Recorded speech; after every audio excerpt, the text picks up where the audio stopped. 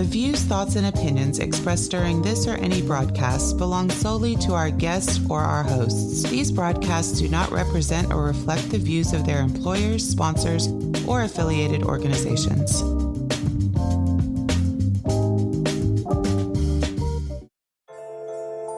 Are you a teacher who wants to start a podcast? The Podcast Planner for Teachers is your go-to resource for planning and brainstorming.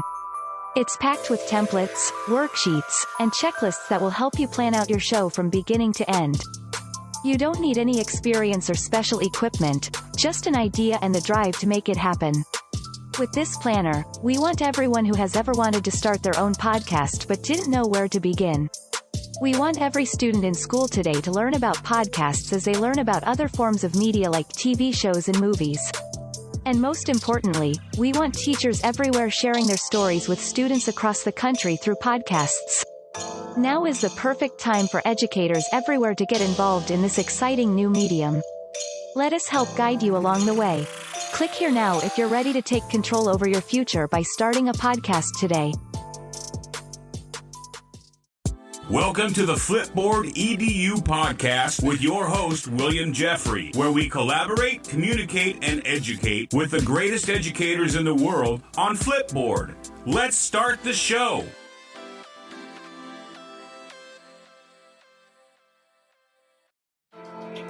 Welcome back, Flipboard fam. This is your favorite coach, Coach Jeffrey. And Robyn Hrivnatz is the director of Microsoft Education's US EDU industry team. Robyn is an award-winning professional with 21 years of experience serving as an educator, school leader, and student advocate. Serving 14 of those years in public K-12 education as a classroom teacher, instructional technologist, and district leader, she has built a robust learning platform along with her colleagues and communities that have led trainers and consultants as part of Microsoft's mission to transform education and to support educators. In this episode, we speak with Robyn about Microsoft Education and its suite of tools that are free to teachers and students. We talk about how inclusion and equity are at the forefront of what Microsoft does to meet the needs of students. We also speak about social and emotional supports that is built into platforms like Microsoft Teams and how students can use these cross-platform tools like Immersive Reader to improve literacy, fluency, and comprehension. So like we always do at this time, let's collaborate, communicate, and educate with the best educators in the world right here on Flipboard EDU Podcast. Welcome back, Flipboard fam. This is your favorite coach, Coach Jeffrey, and I have another amazing guest here tonight, my friend, Robyn Hrivnatz. Welcome to the show. Oh, thanks very much for having me. Yes, excellent. So tell our listening audience a little bit about yourself. Oh, sure. I'll start with who I am at the center of my being, which is a teacher, once a teacher, always a teacher in my life. I became a teacher now over 20 years ago. I'm going to put my age out there a little bit. I started my career as a 5th grade teacher and then taught in the middle school, 6th, 7th, and 8th grade for several years. Also was a sports coach, coached basketball, volleyball, cheerleading, science Olympiad clubs. Spent my time with middle schoolers, 11 to 14-year-olds. People may have thought I was insane or crazy, but anyway, I spent about 9 years in the classroom teaching, and then I eventually took my career on a pivot and entered the world of instructional technology and worked at a school district in Texas, west of Houston, in Katy ISD, and became an instructional technology specialist. I supported campuses for some time. I worked at the district level at some point in time, and then eventually became an instructional coach for a while. I was supporting our secondary science curriculum for our school district. And then eventually I moved over to another school district in Texas, in Lamar Consolidated, just a little bit south of Katy, and worked with the instructional technology team there for a couple of years. And during that time, I had the opportunity to actually interact with some folks at Microsoft Education, which kind of led me onto a different journey where I started doing a lot of consulting and speaking and traveling all across the United States, really supporting school districts as they were starting to embrace their digital transformation. Although I don't think we were even using that terminology back then. It was just, how do you leverage technology in the classroom? Spent some time doing that, ultimately ended up developing a lot of the Microsoft Innovative Educator curriculum for Microsoft as a consultant. And then one day I got reached out by someone at Microsoft, actually, while I was at the ISTE conference back in 2014, and ended up having a great conversation. And within a few months, ended up as an employee at Microsoft, as working for Microsoft Education. Initially, my first role was really on how to increase Microsoft Education's footprint, if you would, around supporting teachers in classroom teaching and learning, leveraging Microsoft technologies, specifically building out an online learning portal for teachers, which today exists as the Microsoft Educator Center. I've been at Microsoft now for 7 years in multiple different roles here in education. Today, my role is I lead our U.S. education industry team here at Microsoft. I've got a team of folks that support both K-12 and higher education across the United States. We look at everything from teaching and learning to student success initiatives to academic research in the higher ed space to workforce skilling programs for students, and then also even support a lot of our third-party events that we sponsor through partnerships of different organizations that are involved in education, such as ISTE and EDUCAUSE and things of that nature. And my team really is, I would like to say, the glue between our education customers and our sales teams. Our team really leads with empathy, and then also with the mindset that we've walked the walk and talked the talk. We've been in these industry roles. We've had the experience, the good, the bad, the ugly. We try to relate to our customers and what they're currently experiencing, and then also be able to, like I said, be the glue between our sales teams. They understand how our customers are feeling, what the types of supports they're needing, and then we'll lean into our sales and our technical folks here at Microsoft to support those initiatives. That was probably a lot, but that's a little bit of my journey. The Microsoft Education Platform, period, is its responsiveness to the needs of educators. When I was a digital learning specialist, one thing that I can say that I currently still admire, how do y'all go about attending to those needs? I think it's about listening and having all the right folks at Microsoft being part of that listening cycle. My team plays a critical role in ensuring that our engineers, our sales teams, and folks that are making the technology changes on that front are listening to the front line. And that's the educator voice, the school leader voice, and the student voice.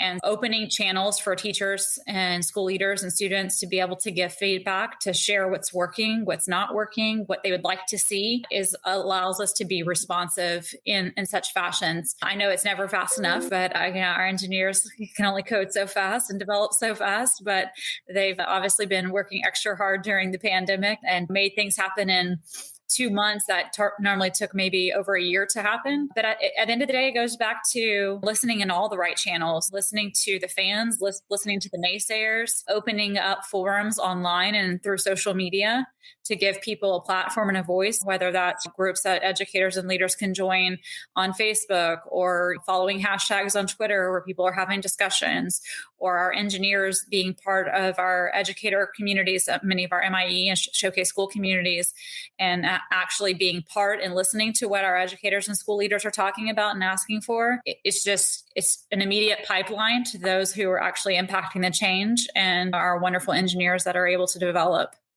Yeah, I definitely want to give a shout out, because during the pandemic, I was happy to be accepted into the MIE 20 program. I was happy. I was an expert again. Yes. And I noticed the responsiveness, how they were just fitting the needs of, especially with Microsoft Forms. The teachers it looked like it was getting better at every iteration as we started to use it. And so my school district is a Google district, and we incorporated some of the Microsoft tools. If my school district is a Google district per se, how open is Microsoft to using Microsoft tools on a Chromebook? Yeah, actually, anybody can. Whether your school's a Google platform, whether you use Chromebooks or you typically use Google Apps in education for your services, our tools are still out there. They're free. They're able to be used all via web-based. There's obviously, when you look at software platforms, there's always the free version of things. And then there's, 3-4 levels clicks in to highest levels of security and different automation and business intelligence that's built into different platforms. But we offer Microsoft 365, Office 365 for education 100% free. Our A1 academic license of Microsoft is available for anyone. Any teacher, any student can go to office.com and say, I'm a teacher or I'm a student, and get access to Office online. You can use Word, PowerPoint, Excel, OneNote, Forms, Sway. The list probably goes on and on. All online, all 100% free through our Microsoft Office for 365 for education. If you have a Chromebook and you have a browser, you can still leverage and use the tools. And we actually develop a lot of our newer technology that we're building across our platform actually is typically released via the web first. So when we lit up things like Immersive Reader in our platform, that was actually out there in the web versions of tools. It's built in, it's free. We've taken that API and made it accessible for all of our partners or any other business out there, tech companies that want to use it in their platform. Our API is free. They can plug it into their platform and use it there. At the end of the day, we want to democratize education for all students. And when we say all, we mean all. Obviously, I would say there's probably some limitations with Chromebooks and equity. Yeah. But as far as being able to use the Microsoft tools that people have been familiar with, and then I would say the great number of ones that people aren't familiar with that we have recently developed or deployed or reiterated on over the years. It's all at your fingertips, and we want to make sure that people have access to that. Excellent. And one of the ones that you developed just recently is becoming my new favorite is Microsoft Edge. That browser is really amazing for educators. Can you just go over some of the high points that educators can use the Edge browser for? Sure. I can tell you some of my favorites. Yeah. Your favorite. The accessibility that's built into Edge is pretty awesome. And I think about this from all users.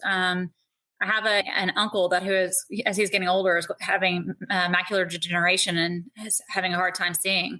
And just being able to sit with him and showing how he can enable his browser to have a better experience so he can read his favorite sports journal articles in the morning when he wakes up. It's been amazing. Things like the Immersive Reader, too, that's built into the Edge browser. If a student or an adult has trouble with reading, or maybe they have dyslexia and they need a narrator to read some information for them, or just to remove all the distractions and all the ads that are out there on the browser that can happen there. So the accessibility is really, it's built in.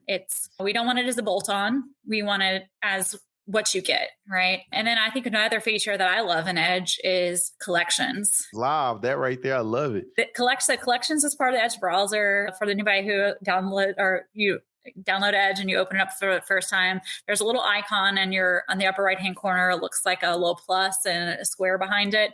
That's how you launch a collection. And so you can build as many collections as you want, but I kind of think of collections as a fancy way to bookmark by topics that I care about. I know way back in the day, when I was in instructional technology, there was a tool called Digo that I fell in love with that allowed me to bookmark. Yeah. And I guess it's similar types of technology, but it's just built into the browser. Yes. And I like it that it's seamlessly built into the browser. It reminds me of Flipboard, because this is the Flipboard EDU podcast, and we do a little bookmarking, but on steroids, because they're able to share it and make magazines and social. But I like the fact that as you're teaching, maybe with a Promethean board, for those teachers who have those digital setups, that you can bookmark and go strictly to those. It's really seamless. And then you can share them with students. And I really like that. Yeah, I'm a fan of collections. Keeps me sane probably most days when I'm trying to go back and find something that I was looking at before. Yes, that's pretty cool. Also, I want to talk about the Microsoft Innovative Experts program that you have here at Microsoft. It has grown spectacularly over the years. I am always amazed at the amazing educators that's a part of that. Can we talk a little bit about that program and how that got started? Yeah, absolutely. The program probably was founded 2013, 2014, I guess, was probably the first official MIE expert class. Very small class. I think in the U.S. it was like right around 20 educators in the United States. Globally, I don't know what the number was at the time, but it was a very small community of educators who are just looking forward to growing their networks outside of their school district and really outside of even the United States where they live, just people that wanted to connect with other like-minded educators. And through the years, that program has continued to grow, and not because of Microsoft. The community has grown because of the people that are in it. For educators to be able to find their people, to be able to share highs with and cry together when they have bad days with, and other educators who are willing to say, hey, I tried this new thing in my classroom and it worked really well, or it didn't work well, or hey, I want my kids to learn about a new culture. And so having a community where you have an amazing access of global connections right at your fingertips to say, in our history class right now, we're talking about, I don't know, let's say ancient Egypt, and then to be able to go into that community and go look for other fellow Egyptian MIE experts that you can say, hey, can we connect our classes together? And so our kids can learn directly from you all and what, about your culture, about the landscape that you live in, about your belief system, all sorts of things. Really, that's how the community has shaped itself. It's the voices of the educators in the community that make the community so strong. It really doesn't have much to do with Microsoft. We just provide a platform for these educators to be able to connect with each other. So in the US this year, we have a little over 700 MIE experts in the US, and we've got about 22,000 globally around the world. Wow, that's a lot. Golly. Yeah, man. It's a growing community. And this is not just like everybody raises their hand, gets a trophy and gets in. There's a rigorous process where we go through and look at what the educators are doing. Are they sharing outside of their four walls of their classroom or the four walls of their school building? Are they willing to make connections and be open-minded and have growth mindsets? Do they use Microsoft technology? Absolutely. But we never just focus on the technology. We're focusing on providing learning opportunities for students that they wouldn't have without the technology. And so that's really what the community is about. And honestly, the community is the fuel for me to come to work every single day here at Microsoft Education. What I see these educators and students accomplish and school leaders accomplish inside their schools as part of this community is just outstanding. So I'm privileged to just be networked with these amazing folks around the world. Yeah, it's an amazing platform or cohort. They share best practices across all areas of K-12 education. Put some great educators in there, and I appreciate being in that mix. I hate I couldn't be a part of it this year, but I might apply if I get some more time out of COVID next year. We always would love to welcome you back for sure. You're a valuable asset and member of our community. Thank you. I definitely want to get as many MIE educators on as possible. I think you have the valuable lessons that they share, and which is great for all students, which you mentioned.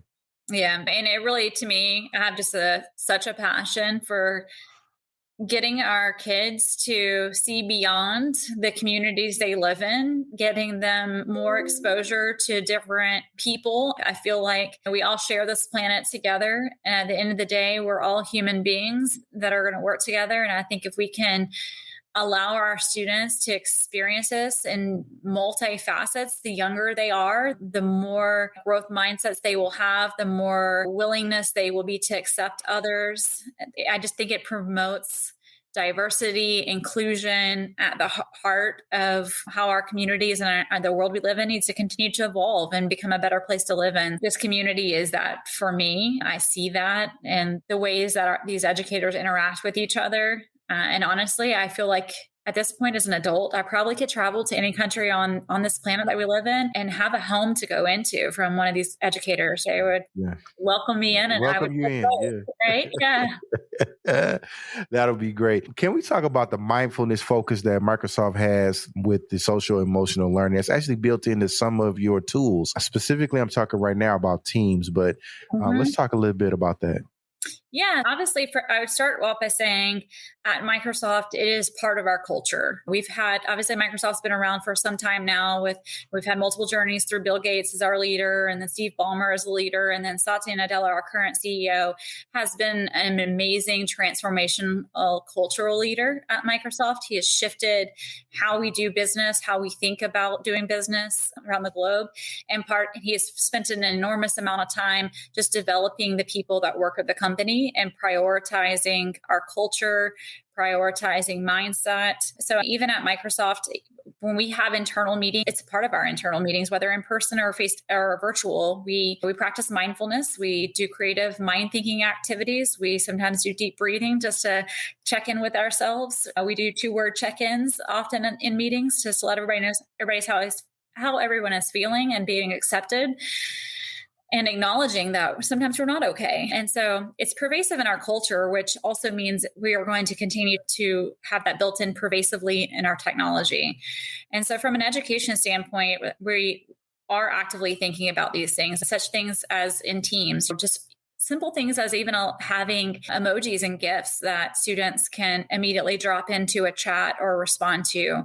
There's a Reflect app in Teams where teachers can push out and do a quick check-in on how the students are doing, and the students can do a quick pulse on how they're feeling. There's obviously things like forums and Poly and things of that nature where teachers can ask quick questions and get feedback as well. But even beyond this, the simple check-ins, things like in OneNote where sticker packs are built in, so you can drop in a sticker or have the student drop in a sticker if they're a young learner and they need to demonstrate how they're feeling. Maybe they don't have words yet, but they can go pick a sticker of how they're feeling.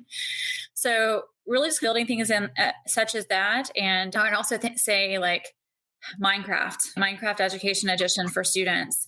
And we have lessons that are all about being mindful. The Mindful Night is a lesson that's out on Minecraft. Even these creative worlds that students or educators are building in Minecraft and creating lessons in, it provides another opportunity for maybe the shy student or the student who's not having a great day to give them a safe space to check in. And so I think that's important. And just the instant communication that can happen too. We've got school districts right now who are leveraging Teams for their counselors department for mental health and mental well-being to check in on students, or telehealth issues, whether that be mental or physical health issues and health concerns. Just having the ability to make a quick call or a quick IM check with an individual, and giving them multiple ways to respond. I think that's the other thing too. It doesn't always have to be words. And really these technology tools in general, I think have given voice to our students who in the past may have struggled to speak out or may have struggled to feel like they were included in their class. Not everybody wants to be the one who's called on in class when their hands, or they don't want to raise their hand to participate, but they have great things to say. So it's really about inclusion and giving all students a safe space to voice their concerns and be heard. Another one obviously is one of our fan favorites, and one of my favorites too. Flipgrid gives all learners that voice. They're able to share about something that they're learning, or just do a check-in, or have a social activity. There's a wide array of how students can respond through a Flipgrid activity as well. So many tools. And at the end, we're just trying to go back to what we really care about, is leveraging the technology, like I said, for learning that couldn't be done without it before, and for giving everyone an equal voice and an equal opportunity to feel heard as a learner. That mindfulness piece that you guys have incorporated, built into the platform, is just right on time for COVID. And a lot of students and teachers are able to communicate on that. So I want to thank you from an administrative standpoint, because it's something that we can quickly do that we haven't paid attention to. But I think before COVID, it was not a priority for administrators to check on the well-being of their teachers per se. And I don't know if it was a priority for teachers to check on their students' well-being. So I want to thank you. I don't know that we caused that. I just think we provided tools that have made it a little bit easier. Yeah. And I think our society has continually shown us the importance of mental health and mental well-being. And as we continue to grow as a society, I hope we see more inclusions of these types of things across our workplaces as well as our schools. Yes, I agree. So Microsoft also has a innovative schools program. Do you want to talk a little bit about that? We do. So we partner up with a little bit with our Microsoft Innovative Educator community. So around the same lines, we've got a Showcase School program in which we've essentially have trailblazing education school leaders out there who have really been trying to take a more holistic transformation approach to redefining what student learning outcomes are and how to back into that. So everything from looking at making a safe learning environment to providing the right resources for your teachers and your staff in order to do what they need to do every single day, to looking at your technology blueprint and what's available and what students have access to, what families have access to. So we really button up everything with our education transformation framework. So we've got a K-12 framework as well as a higher ed framework in which we look at the pillars that school leaders need to be thinking about and mindful as they're building their transformation plan. Our showcase schools these are schools that have gone through a transformation of some years and years where they've worked together as a staff to get through a process to build a plan and to really have a place where if that school leader stepped out, they will be able to self-sustain because they've got an ecosystem in the school. Mm-hmm. So those are what we call our showcase schools. And we have 40 of those in the United States. And then I'm not sure it's totally around the world, but again, it's a global program. And another benefit of our schools being connected is they are connected to other schools that are similar in mindset. They may run a school very differently. Not one of them looks the same when you walk in. They all are not like robotic schools. One school may have maybe focusing on high school dropouts and alternative education, where another high school may be really STEM focused. We have our incubator programs to becoming showcase schools. So again, with our mindset is we don't feel like every school has to be perfect or needs to be there's no perfect state. Everybody's constantly growing, evolving, and changing. But when schools come in to the program, we've got schools who are like, hey, we've got a lot of room to grow. Maybe standardized testing scores aren't so great, or maybe we don't have our act together when it comes to infrastructure for great technology in our schools. We're still willing to work with those schools. So they come in through the incubator schools. We put them through our education transformation framework, where we'll provide their school staff, the leadership team, a professional development so that they can build a plan and they can see all the different pillars that they need to be thinking about as they're going through this. Mm. And then they come into the program and then they can start working on their plan and connecting with these other schools and seeing what these amazing educators are doing and sharing.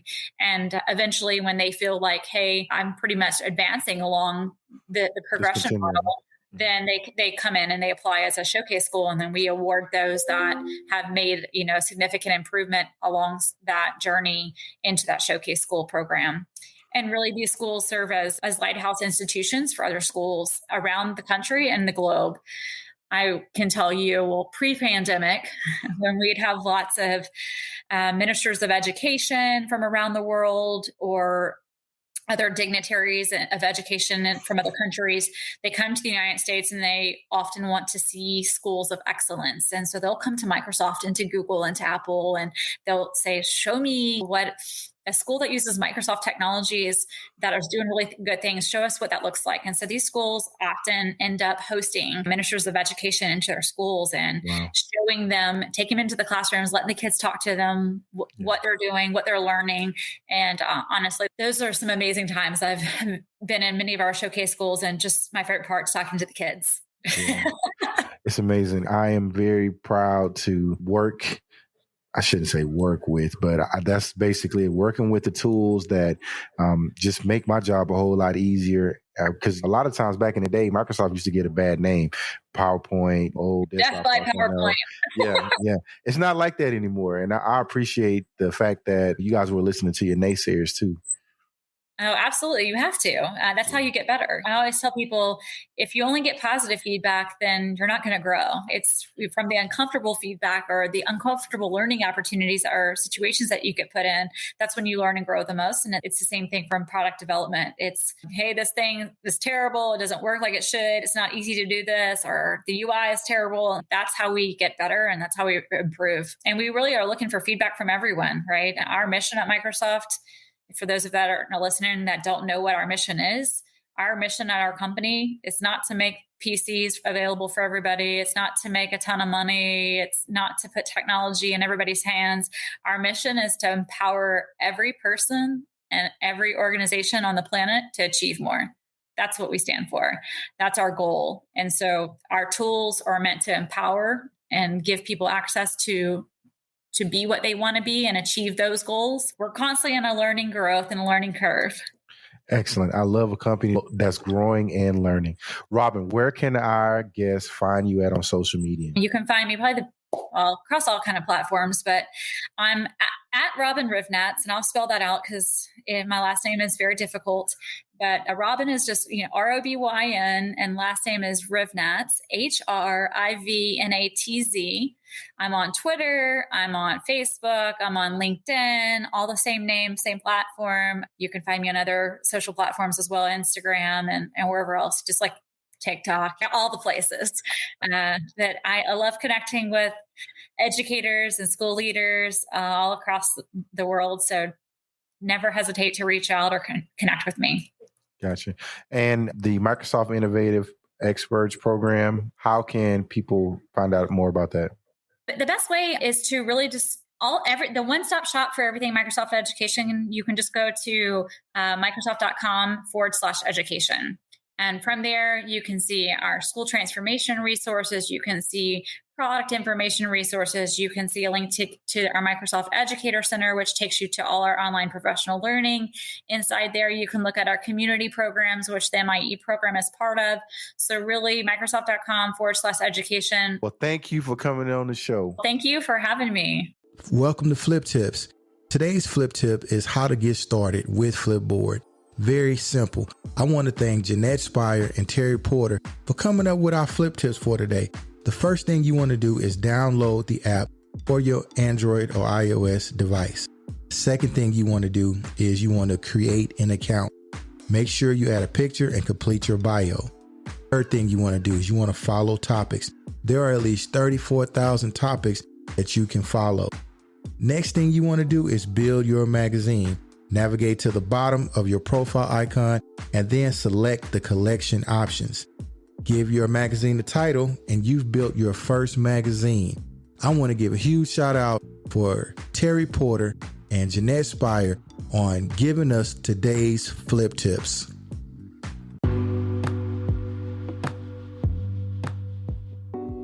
Flipboard is a great way to collect articles for classes, show off your school and school spirit, and share expertise with peers.